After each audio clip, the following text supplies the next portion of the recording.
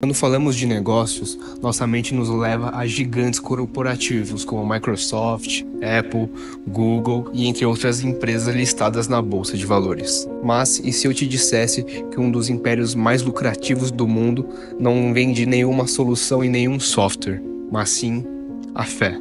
Neste documentário você será levado a uma jornada incrível pelos corredores do Vaticano. Um enclave que acumulou riquezas inimagináveis, navegou por privilégios fiscais e se viu envolvido em escândalos e segredos que desafiam o imaginário. Prepare-se para desvendar um segredo oculto que vai além do divino.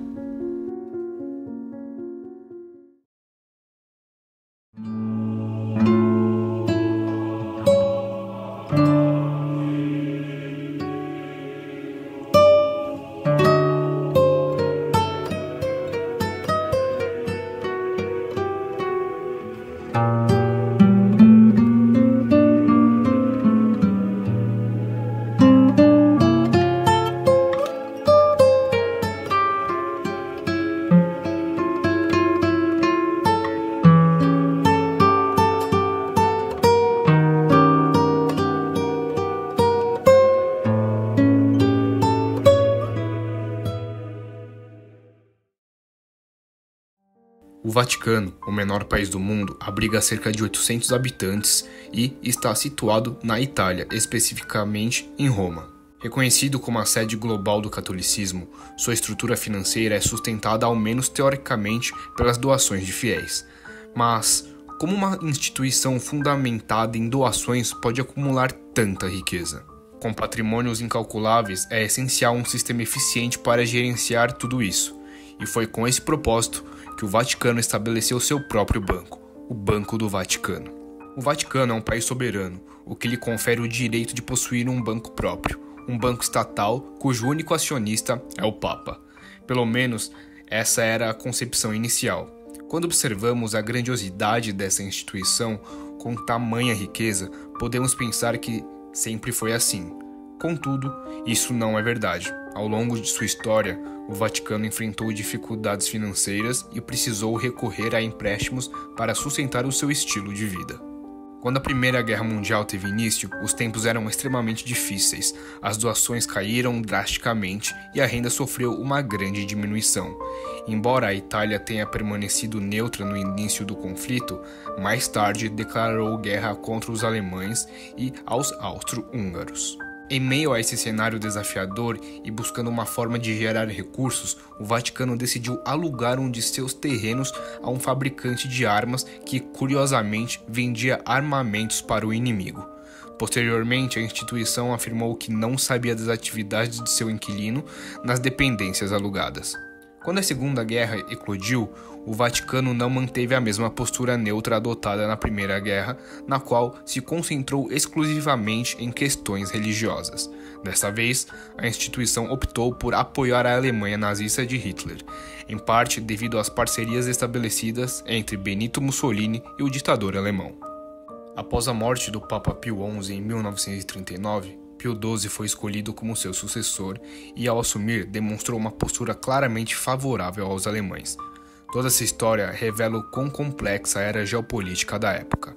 Além disso, o Vaticano enfrentava o risco de grandes problemas financeiros. Suas fontes de receita eram por vezes questionáveis e todo o seu capital estava depositado em bancos ocidentais ou europeus. Isso significava que o dinheiro poderia ser rastreado ou, em um cenário extremo, até mesmo congelado, caso fosse necessário. Assim, a criação de um banco nacional se mostrou uma solução inteligente para proteger suas fontes de renda. E foi nesse cenário que surgiu o IOR, o Instituto para as Obras de Religião, em 27 de junho de 1942. Livre das restrições dos regulamentos de guerra, o banco podia operar globalmente sem a necessidade de revelar seus lucros, relatórios anuais ou balanços financeiros. Agora o Vaticano tinha a liberdade de receber dinheiro de qualquer origem e depositá-lo em sua própria instituição sem deixar rastros. Não demorou para que o banco se tornasse uma ferramenta valiosa, atraindo ricos italianos, europeus, membros da máfia e pessoas de diversos países. A OSS, antecessora da CIA, após investigações, revelou fortes indícios de que até Hitler teria utilizado o banco por meio de um intermediário suíço. O Banco do Vaticano, de fato, se tornou o epicentro de inúmeros escândalos envolvendo mafiosos, banqueiros e conspirações internacionais. A instituição, que inicialmente parecia ser uma solução para a gestão de recursos e proteção do patrimônio do Vaticano, acabou se tornando um terreno fértil para transações suspeitas e atividades clandestinas, atraindo a atenção de figuras poderosas e controversas de todo o mundo. Para entender a intrincada conexão entre finanças e o Vaticano, é crucial conhecer a figura de Bernardino Nogara. Ele foi o homem responsável por unir esses dois mundos aparentemente distintos. Com formação em engenharia, Nogara teve uma carreira multifacetada, gerenciando projetos de mineração em locais tão distantes como o País de Gales, Bulgária e o Império Otomano. Durante sua estadia em Istambul, a capital do Império Otomano, ele assumiu a função de representante da Banca Commerciale, o maior banco privado da Itália. Nesse cargo, Nogara teve a missão de supervisionar a reestruturação da dívida do Império Otomano, destacando-se pela habilidade em lidar com grandes questões financeiras internacionais. A família de Bernardino Nogara tinha uma relação próxima com a Igreja Católica, o que o levou a se aproximar de Papa Bento XV. Em 1914, ele sugeriu ao Papa um investimento em títulos otomanos, uma aposta que se revelou altamente lucrativa. Mesmo após a morte de Bento XV, em 1922, Nogara continuou a ser uma figura influente no Vaticano. Logo depois, ele assumiu a responsabilidade pelos investimentos da Santa Sé, com a missão de encontrar opções que gerassem uma receita contínua e oportunidades de crescimento a longo prazo.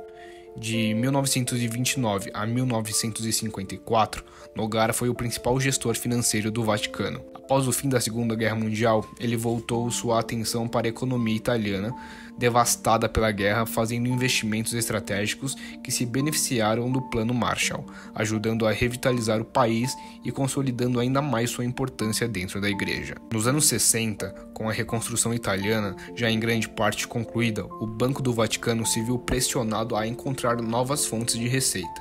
Sem a obrigação de seguir os regulamentos das autoridades bancárias centrais, o banco passou a se envolver em uma série de escândalos financeiros.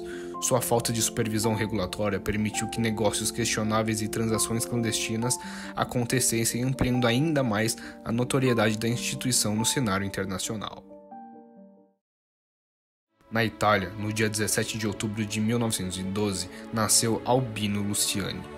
Sua jornada religiosa começou aos 11 anos, quando iniciou sua educação formal na Igreja Católica. Em 1935, foi ordenado padre. Em 1958, foi nomeado bispo pelo Papa João XXIII e em 1973, já durante o papado de João Paulo VI, recebeu o título de cardeal. Paulo VI faleceu em 6 de agosto de 1978 e durante o conclave para a escolha do seu sucessor, na quarta rodada de votos, o cardeal Albino Luciani foi eleito. Na ocasião, ele chegou a afirmar que não aceitaria a eleição e que seu papado seria breve. Contudo, aceitou a escolha dos cardeais e adotou o nome de João Paulo I, em homenagem aos seus dois predecessores. Seus principais projetos incluíam renovar a estrutura da igreja e investigar as denúncias de corrupção envolvendo o Banco do Vaticano. Este papa teve o papado mais curto da história. No dia 29 de setembro de 1978, após apenas 33 dias de pontificado, João Paulo I foi encontrado morto em sua cama por duas freiras. A causa de sua morte foi um infarto, embora ele tenha se queixado de dores no peito desde o dia anterior. Na época, as circunstâncias de sua morte foram mantidas em sigilo, o que gerou uma série de suspeitas e teorias da conspiração. David Yallop, jornalista e autor do livro Em Nome de Deus, sugere que o Papa teria sido envenenado para impedir investigações sobre as finanças do Vaticano e um suposto esquema envolvendo a máfia e corruptos dentro do clero, incluindo membros da seita maçônica P2. O maior escândalo financeiro, no entanto, envolveu o Banco Ambrosiano. Fundado em Milão em 1896, com a intenção de ser um banco católico, o Ambrosiano ganhou o apelido de Banco dos Padres. A partir dos anos 60, o banco iniciou uma expansão agressiva de suas atividades, tornando-se cada vez mais influente, mas também cada vez mais envolvido em operações questionáveis. Em 1971, Roberto Calvi assumiu a presidência do Banco Ambrosiano e acelerou a expansão dos negócios.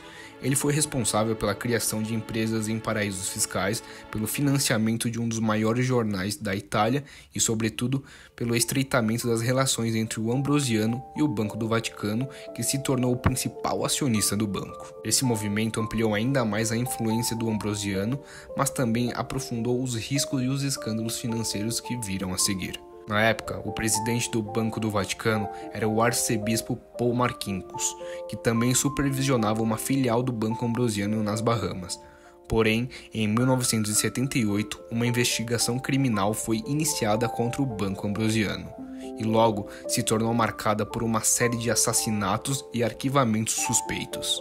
Em 1982, as autoridades confirmaram que o banco havia sofrido um desfalque superior a $1 bilhão.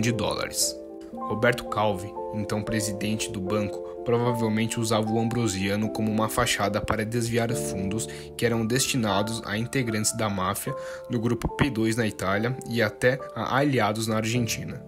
Esse complexo esquema financeiro levantou questões sobre o envolvimento de altos membros da Igreja e da política internacional, além de gerar um dos maiores escândalos financeiros da época. Há especulações de que até o Papa João Paulo II poderia estar envolvido nos negócios, mas ele foi o primeiro Papa a condenar publicamente a máfia. Após as investigações, o Banco Ambrosiano foi liquidado e o Vaticano pagou indenizações, mas sem assumir responsabilidades criminais. 33 pessoas foram condenadas pelo escândalo, mas a maioria delas jamais cumpriu pena. O arcebispo Paul Marcinkus foi afastado do Banco do Vaticano e Roberto Calvi foi encontrado enforcado em uma ponte em Londres. A investigação descartou o suicídio e até hoje permanece um mistério quem teria assassinado alguém que certamente possuía informações valiosas e comprometedoras. Embora o escândalo do Banco Ambrosiano ocorrido há 30 anos, outros escândalos mais recentes colocaram o Banco do Vaticano novamente no centro das atenções da mídia. Um dos mais notórios foi o escândalo que resultou na queda de seu então presidente Ettore Gotti, acusado de lavagem de dinheiro e de vazar dados confidenciais. Gotti, ex-executivo do Santander, foi nomeado em 2009 com a missão de reorganizar as finanças do Banco do Vaticano, mas acabou sendo demitido em 2013. No mesmo ano, após 125 anos de sigilo, o Banco do Vaticano finalmente publicou suas contas em cumprimento a uma série de novas regulamentações criadas pelo Papa Bento XVI, para aumentar a transparência da instituição. No final de 2020, o Banco do Vaticano gerenciava cerca de 5 bilhões de euros em depósitos de clientes, ajudando a estabilizar a situação financeira da instituição em um período de grandes desafios econômicos. Apesar de seu tamanho, o Vaticano exerce uma influência surpreendente no setor financeiro global. Entre os corredores secretos de sua Santa Sé, onde a fé e o poder se entrelaçam, o mundo dos investimentos não é apenas uma prática, mas um jogo de estratégia e mistério. Mesmo entre os papas e cardeais, a busca por riqueza e controle financeiro revela um lado obscuro e fascinante da instituição, onde o dinheiro e a fé se encontram de maneiras que poucos ousam explorar.